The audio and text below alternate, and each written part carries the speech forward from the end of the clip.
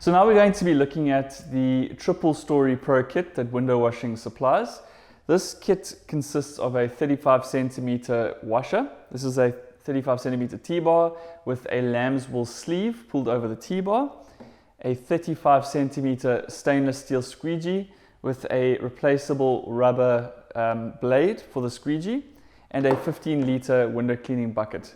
This bucket is big enough to fit the 35 centimeter washer in and be able to submerge it completely. This kit also consists of a 9-meter telepole. This telepole is made up of 3 sections of 3 meters long.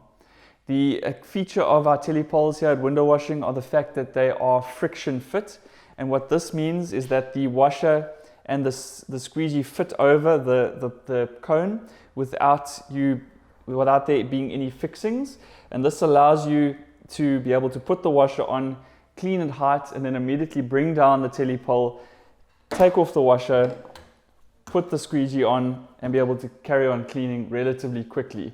This is very helpful, especially when one is cleaning in a sunny area and you need to be able to, wash the window down and then squeegee the dirty water off in a relatively short space of time. So this is the triple Storey window cleaning kit.